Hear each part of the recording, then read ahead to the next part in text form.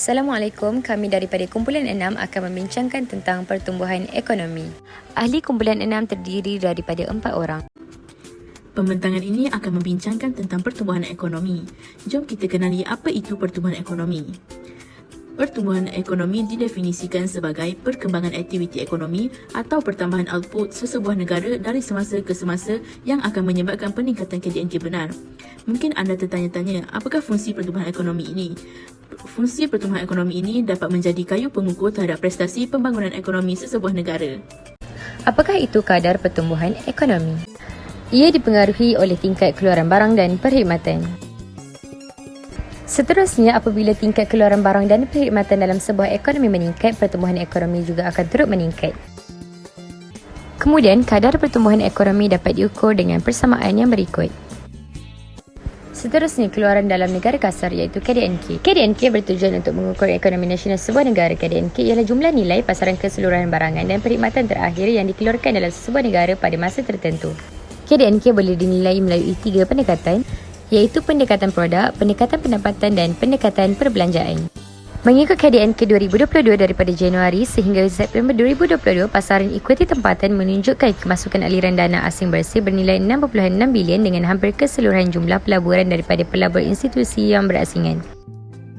Kemudian, faktor berlakunya pertumbuhan ekonomi. Sumber alam semula jadi merupakan faktor berlakunya pertumbuhan ekonomi. Kelestarian alam sekitar adalah pembangunan lestari yang juga berkait rapat dengan pertumbuhan dan kestabilan ekonomi. Jika alam sekitar tercemar dan rosak, pertumbuhan ekonomi tidak dapat diteruskan. Alam sekitar yang lestari dan bersih mampu menambahkan lagi jaminan kesejahteraan sekaligus merangsang kemakmuran ekonomi negara.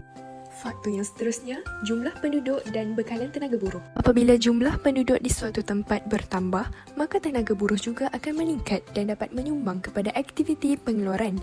Jika jumlah penduduk mempunyai jumlah yang ramai, maka permintaan juga turut meningkat, seterusnya akan memberi impak terhadap kadar pertumbuhan ekonomi.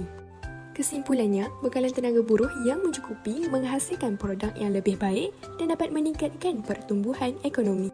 Seterusnya, sistem sosial dan sikap masyarakat. Sikap keterbukaan masyarakat juga mempengaruhi pertumbuhan ekonomi negara.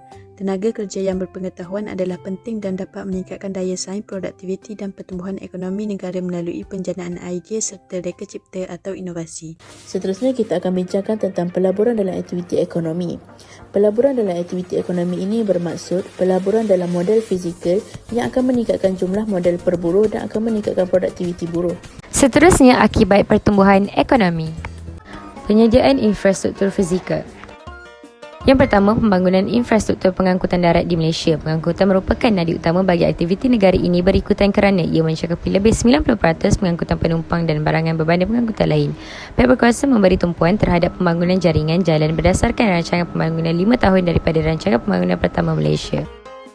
Seterusnya, pengangkutan jalan raya. Jumlah panjang jalan raya di Malaysia telah meningkat pada tahun 1955 kepada tahun 2010 berdasarkan Jabatan Kerja Raya Malaysia.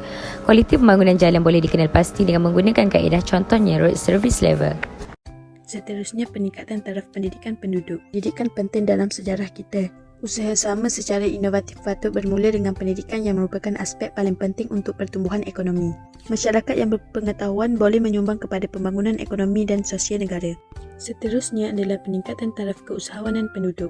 Usahawan dan keusahawanan merupakan sesuatu yang bergantung antara satu sama lain dalam mengeluarkan atau menjana suatu produk atau perkhidmatan yang baru yang melibatkan pelbagai faktor seperti buruh, modal, sumber dan lain-lain. Sifat keusahawanan yang kreatif untuk memenuhi keperluan dan kehendak masyarakat. Hal ini dapat meningkatkan taraf hidup masyarakat. Kestabilan politik dan sosial. Pertumbuhan ekonomi dapat menjamin kestabilan politik dalam sesebuah negara. Pertumbuhan ekonomi yang pesat mendorong kepada penambahan aktiviti pengeluaran dan mencipta banyak peluang pekerjaan kepada masyarakat.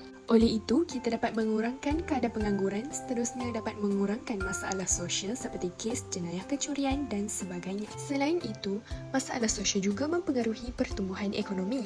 Apabila terdapat rakyat yang mengadakan rusuhan dan tunjuk perasaan, ia akan menggoyahkan ekonomi sesebuah negara. Kepentingan kestabilan politik dan sosial, ekonomi berkembang dan kesejahteraan negara terus terjamin.